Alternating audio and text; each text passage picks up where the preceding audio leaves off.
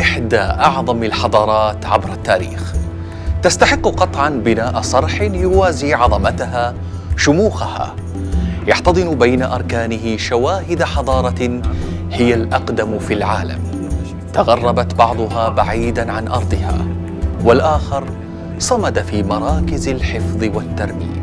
والآن وفي صبيحة كل يوم يلقي الساكن الجديد رمسيس الثاني تحيته على زوار المكان، حيث يقف مطلاً على أهرامات الجيزة.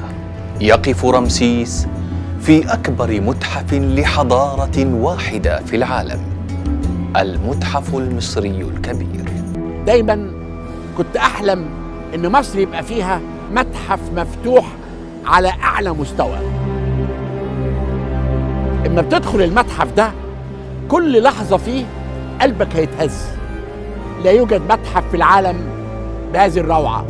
زمان متاحفنا ما كانتش تحترم، فما عايز ارجع راس نفرتيتي الناس زعلانه، تسيبها ببرلين بالعظمه دي وتجيبها تدفنها هنا. كان انيس منصور الله يرحمه يقول لي يا زايد سيب نفرتيتي يا اخي سعيده في المانيا، هتجيبها الزلايه هنا ليه؟ اقول له احنا هنبني اعظم متحف في الدنيا، احنا بنبني اعظم مشروع متحفي ثقافي في القرن ال21.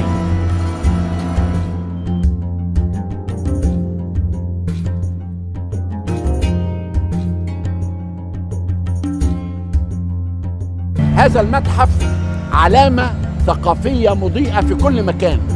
اما حطينا الحجر الأساس أنا ما سافرتش مكان في الدنيا غير ما يقولوا إمتى المتحف يفتتح. كل رؤساء العالم وكل رؤساء الجمهوريات والأمراء والأميرات في كل مكان بينتظروا ميعاد افتتاح هذا المتحف، فكان لازم يبقى جنب الهرم. الفيجن بتاعنا إن الهرم ده يتم تطويره بحيث يتم تحويله إلى متحف مفتوح على أعلى مستوى، وتبص على هذا الجمال في هذا الموقع لهذا المتحف العظيم. المنطقة اللي بين هذا المتحف وبين الهرم هتبقى منطقة حضارية جديدة خالص. المتحف دلالته إيه بقى؟ الهرم والمتحف والمنطقة اللي من الهرم للمتحف ومطار سفنكس. أنت هتيجي بقى في المطار تنزل بعربية 20 دقيقة تطلع على الهرم وتمشي. هذا المتحف عشان تزوره بقى محتاج على الأقل 5 أيام على الأقل. مين بطل المتحف ده؟ البطل هنا توت عنخ آمون، الفرعون الذهبي، الملك اللي غزا قلوب الناس في كل مكان في الدنيا.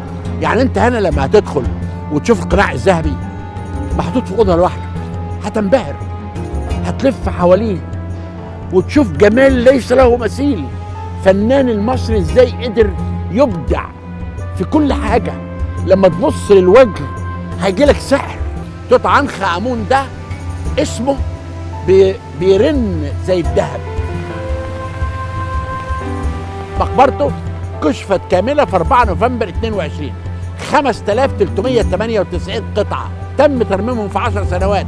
لعنة الفراعنة، قصص مبهرة عن هذا الملك. فرحت انا وفاروق حسني مجلس الشعب وقلنا لهم يا جماعه توت عنخ آمون ده في 5398 قطعه، لو خدنا 100 قطعه وعرضناها ما فيش حاجه. وبعد كده وديته امريكا واستراليا واليابان، جاب لنا 120 مليون دولار، والفلوس دي استعملت في عمل هذا المعمل اللي هو المساحة بتاعته قد متحف المتروبوليتان، والمخازن اللي موجودة هنا على أعلى مستوى.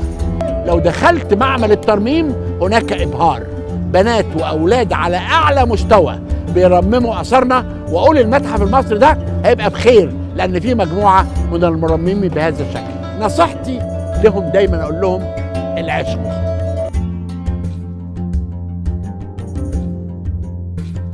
رمسيس الأكبر حكم مصر لقرابة 70 عاما، هو الأقوى والأكثر شهرة في عهد الإمبراطورية القديمة. يقف هنا ليقول في صمت: هكذا كنا لغزا كبيرا يصعب فك رموزه.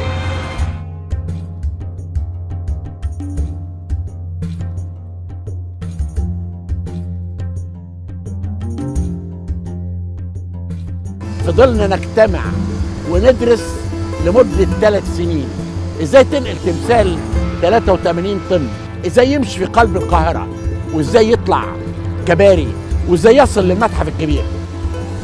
وقدرنا ان احنا نشوف مهندس عبقري احمد حسين عمل فكرة نقل التمثال بحيث التمثال ممكن يتحرك لكن ثابت من فوق.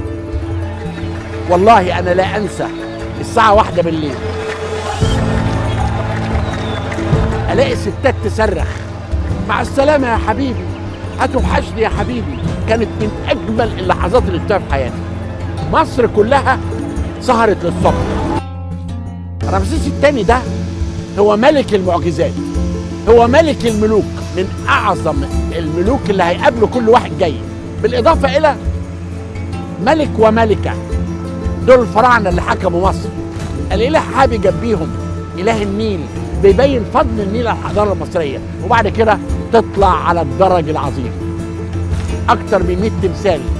كل ملوك اللي حكموا مصر في العصر الفرعوني للعصر الروماني موجودين على هذا الدرج العظيم. يعني انت هتبقى داخل هتتجنن. السايح هيجي له جنون من الجمال.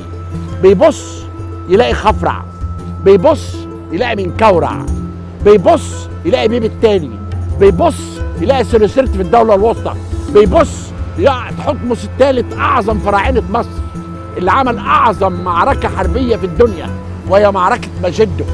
بيبص يلاقي تماثيل تانية للأسرة 19 للستي ورمسيس الثالث حتى تصل لعصر الروماني. وبالتالي هذا الدرج العظيم محتاج من المسلة لرمسيس للدرج محتاج يوم كامل على الأقل. السايح هيجي هينزل ويمشي تحت مسلة وتبص لخرطوش رمسيس الثاني، هتشوف عظمة مصر. الحضارة دي هي حضارة الإنسان اللي خطأ على أرض مصر، لأنه بنى الأهرامات عشان يعيش في جنة الإيارو، بنى المعابد عشان يعبد فيها للآلهة. إذن فكر في العالم الآخر فعمل هذه الحضارة العظيمة.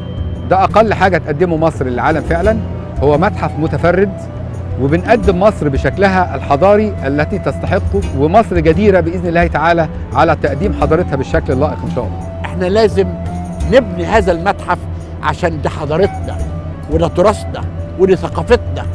كده العالم هيحترمنا ونضرب لنا تعظيم سلام. في حضرة التاريخ الذي صنع الحياة التي نعيشها الآن، التاريخ بأمجاده وشموخه، قصة وعبر، بأسراره ورموزه، علم وطموح. التاريخ هو ذاكرة الأمم، يحفل دائما بمعادلات النجاح لمن يحسن صياغتها لتصبح قصة خالدة.